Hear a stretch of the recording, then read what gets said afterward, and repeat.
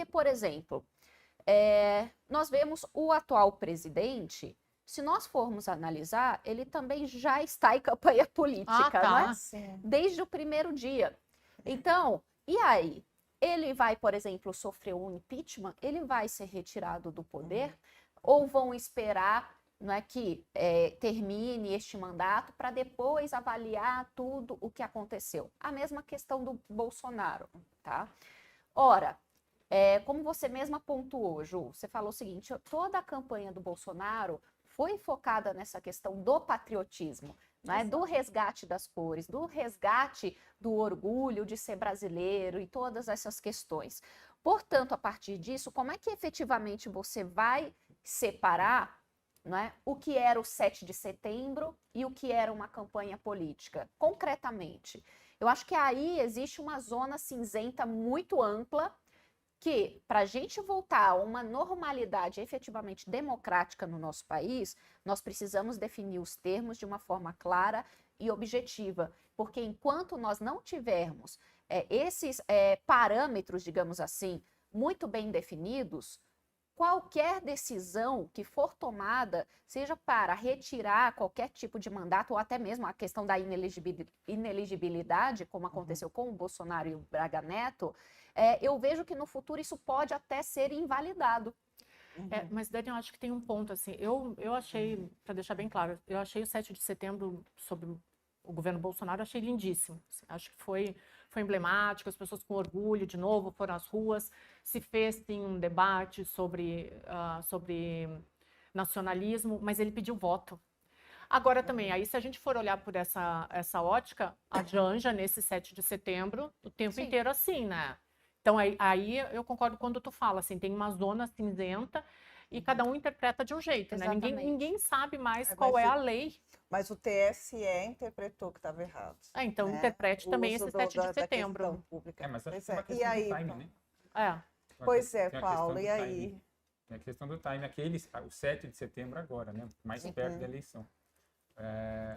O que eu enxergo é que, assim, o TSE está colocando limites, está mostrando para a sociedade, olha, estamos de olho e agora a situação é essa. Pegamos alguém aqui de um peixe grande, graúdo, e estamos dando exemplo. Então, você que é político, você que vai estar em campanha daqui a pouco, preste atenção para não fazer a mesma coisa, porque já tem um precedente. Então, que a gente imagina que isso possa servir de exemplo para outros políticos lá na frente, para não cometerem os mesmos abusos, né? Não aparecerem em situações semelhantes, né? Mas você não acha também, Paulo, que isso acaba causando uma certa insegurança e até mesmo um desestímulo para que novas pessoas entrem na política? Por quê?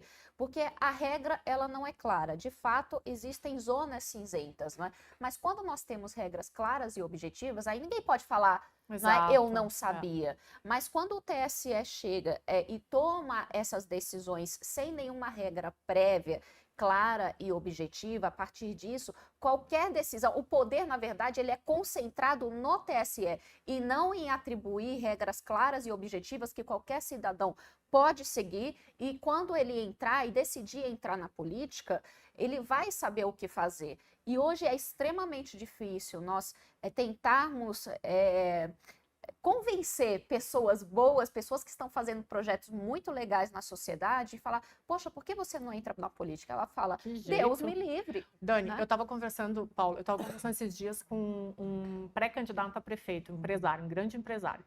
E ele estava falando assim, cara, eu tenho medo de entrar, porque assim que acabar as eleições, se eu não justificar que eu usei uma borracha aqui, eles vão bloquear todos os meus bens. E aí, o que eu faço?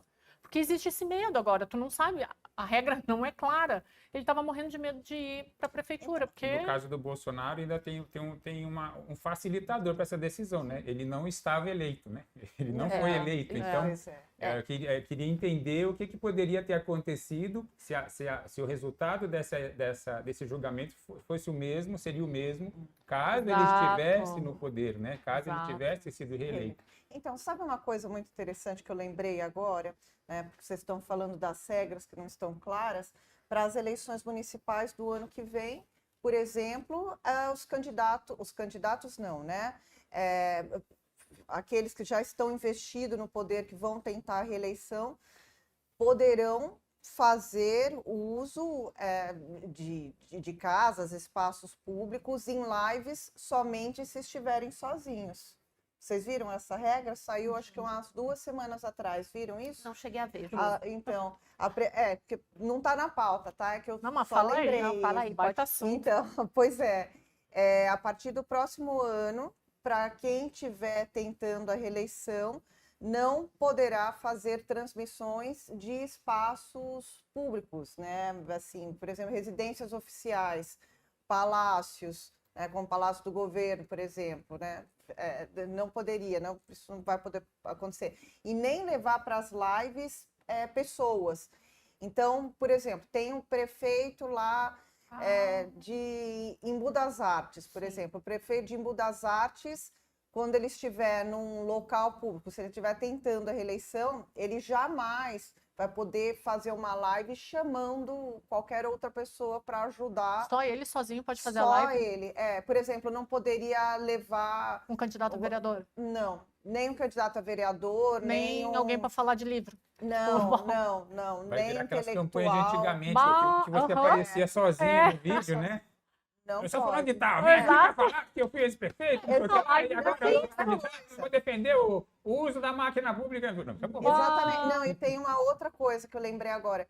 Não podem aparecer de maneira alguma em ambientes públicos qualquer símbolo que remeta a alguma religião.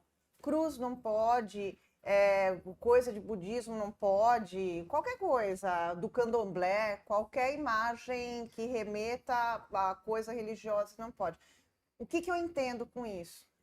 Que, de um modo geral, a justiça eleitoral quer colocar freios e não quer suscitar emoções que possam gerar mais polarização ainda. Eu entendo que seja isso. Olha, Ju, eu entendo da seguinte forma, que isso desestimula a participação da sociedade no processo eleitoral.